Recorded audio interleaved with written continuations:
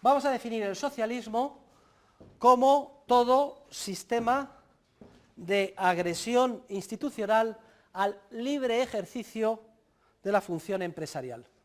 Y vean que toda la definición gira en torno al concepto de agresión o coacción. Viene del latín, coactio coactionis, que significaba imposición fiscal, es decir, el hecho de traer un impuesto a alguien. Impuesto, ¿qué significa? Una coacción. Impuesto, imponer, es decir, que te quito y si no, ¡pum!, te pego, te doy, te meto en la cárcel. Los impuestos no se pagan voluntariamente, son un acto de agresión, de coacción.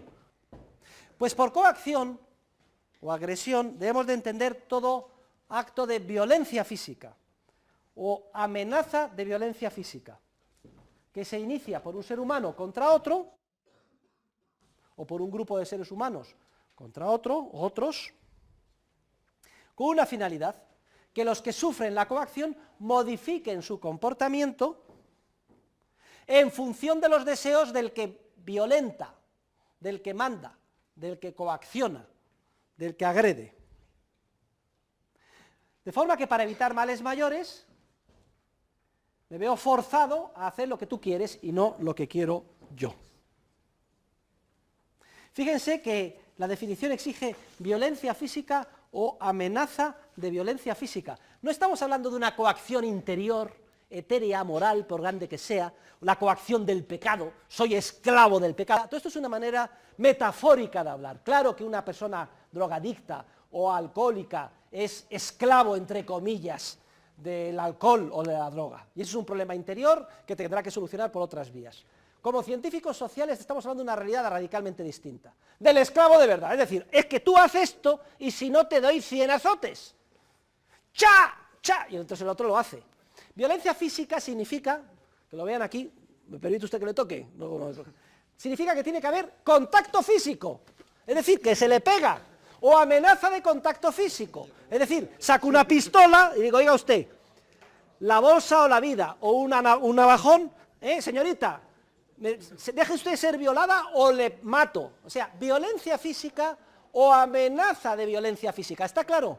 Si no hay violencia física o amenaza de violencia física, no hay coacción en términos de economía y en términos de la definición de socialismo que estamos dando. Esta acción consistente en violentar físicamente a los demás para que hagan algo en contra de lo que ellos desean, es una acción humana, pero podríamos definirla como la acción antihumana por excelencia, porque lo que nos caracteriza al ser humano es nuestra capacidad de actuar libremente, y si no podemos hacerlo porque nos coaccionan, es una acción antihumana. Todos entenderemos que la violencia es antihumana. Bien. A su vez, la agresión o la coacción puede ser de dos tipos: sistemática o institucional, o la llamada asistemática, coacción asistemática o coacción también no institucional. Este segundo tipo, la coacción asistemática o la coacción no institucional, es la que tiene un carácter disperso, arbitrario, difícilmente previsible. Es la coacción, por ejemplo, del criminal, de que va uno por la calle, tiene mala suerte y lo atracan o lo violan. Puede ser que le cueste a uno la vida, pero son casos aislados, no organizados. De hecho, veremos que el mercado desarrolla sus propios mecanismos de prevención, defensa, represión y sanción de la coacción asistemática o no institucional. En todo caso, se distingue claramente de otra coacción, que es la que vamos a llamar coacción sistemática o institucional. ¿Cuál es la coacción sistemática o institucional? Esta es muchísimo más grave. Esta es la coacción del Estado. Esta es la coacción que da lugar a la definición de socialismo. Se caracteriza por ser altamente previsible, repetitiva, metódica, organizada. Es una coacción organizada desde arriba, por eso se llama sistemática e institucionalizada, que no deja prácticamente ninguna posibilidad para evadirte de ella. Para que ustedes visualicen, la agresión o coacción asistemática es la del criminal, he tenido mala suerte, la bolsa o la vida, o me violan. La coacción sistemática, repetitiva, organizada, visualicen ustedes un ejército de nazis que imponen por la fuerza. Lo digo para que, son dos extremos, pero para que visualicen qué diferencia hay entre la coacción o la agresión asistemática y la sistemática, organizada y repetitiva. Bien, es cierto que va a haber diferencias de grados, pero la que focaliza la definición de socialismo que vamos a dar es la segunda. La repetitiva, la organizada, etcétera, la institucional. Todo acto empresarial consiste en el descubrimiento de una oportunidad de ganancia que previamente había pasado desapercibida. Y cuando un empresario descubre que determinado actor en el mercado, por ejemplo, malutiliza un recurso al que no da importancia, que es precisamente el que otro actor en el mercado necesita con gran urgencia para culminar el proyecto de acción que le permitirá conseguir los fines que tanto valora, cuando se da esta circunstancia hay un desajuste social. Uno malutiliza un recurso que otro necesita, no se conocen, pero hay un empresario que se da cuenta de ese desajuste. Todo desajuste se plasma en una oportunidad de ganancia que está latente para ser descubierta por el empresario. El primero que la descubra y se aproveche de la misma obtiene un beneficio empresarial puro. Efectivamente, se me enciende la bombilla empresarial, me doy cuenta, ¿y qué es lo que hago? Compro barato aquí a aquel que malutiliza o no da importancia al recurso y vendo caro allá a aquel que da tanta importancia o necesita con tanta urgencia ese recurso. Hago un favor a los dos, porque este que consideraba ese recurso como algo inútil, incluso una molestia, ahora ve que hay un precio que puede venderlo y entonces se dedica a economizarlo o guardarlo. Y también le hago un favor a la otra, porque estaba frustrada por no poder lograr su fin por falta de ese recurso que precisamente yo se lo proporciono. Compro por 3, vendo por 10, obtengo un beneficio empresarial de 7 y además todas las personas implicadas salen ganando. Lo importante es que como resultado del acto empresarial se producen 3 efectos esenciales. En primer lugar, un efecto de creación de información. Precisamente lo representamos con la bombilla que se enciende encima de la cabeza del empresario. Consiste en darse cuenta de algo que previamente nos había pasado desapercibido, que existe ese desajuste, que hay esa descoordinación, que hay un actor que desaprovecha algo que otro necesita. Cuando yo en mi mente descubro esto, en mi mente surge una información que antes no tenía y por tanto el acto empresarial es eminentemente creativo. Pero no solo se produce un efecto de creación de información, también se produce un efecto de transmisión de información. Transmitir a alguien algo es hacer que ese alguien descubra en su mente parte de la información que yo previamente he descubierto o he creado en la mía. Cuando yo descubro esa oportunidad de ganancia, de alguna forma actúo empresarialmente para aprovecharme de ella y compro barato y vendo caro. Cuando me acerco al actor que estaba mal utilizando el recurso y ofrezco comprarle, le estoy transmitiendo la idea de que, oye, hay demanda para ese recurso, que él antes no tenía. Y cuando se lo vendo más caro a ella, que tanto lo necesitaba, le estoy transmitiendo la idea de adelante, continúa tu proyecto, no estés frustrada, puedes culminar tu plan de acción porque ese recurso del que decías está disponible y yo te lo ofrezco. Transmito. Y además en el mercado se transmite la información de una manera muy eficiente y economizada, porque la inmensa mayoría de esas transacciones se plasman en precios de mercado. El precio de mercado es una relación histórica de intercambio a la que se efectúa o se cierra el trato.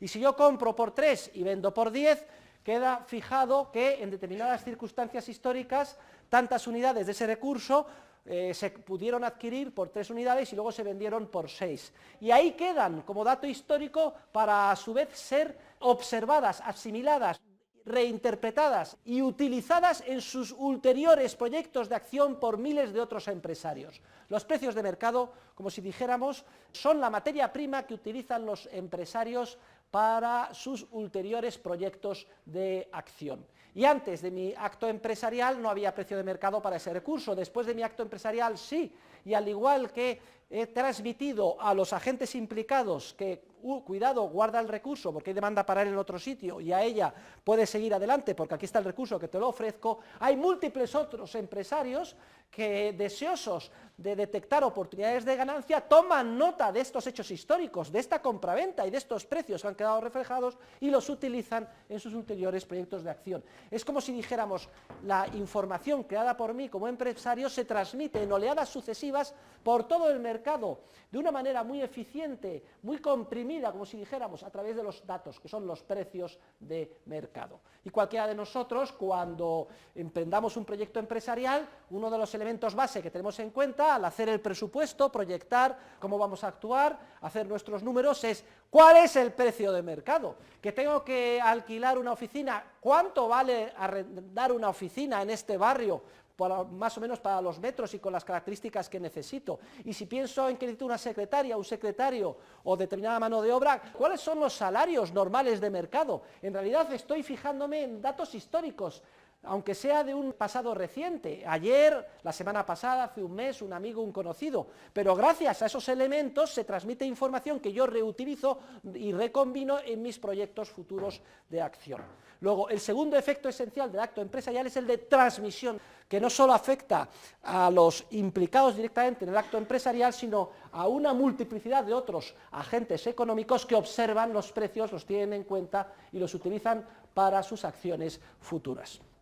Hay un tercer efecto esencial en todo acto empresarial, que es el efecto de coordinación o ajuste. Porque como consecuencia del acto empresarial, dos personas que previamente actuaban una de espaldas a la otra, es decir, de una manera completamente desajustada o descoordinada desde el punto de vista social, aprenden motu propio, de la mejor manera además que cabe aprender, pensando que están persiguiendo sus propios fines, aprende cada uno a disciplinar su comportamiento en función de las necesidades del otro. Y efectivamente, este agente económico, que no daba importancia al recurso, que lo malutilizaba, que lo malempleaba, etcétera, a partir de que yo me aproximo a él y me ofrezco para comprárselo, resulta que es como si le hubiera tocado la lotería. En pocas palabras, cada uno aprende a disciplinar su comportamiento en función de las necesidades ajenas.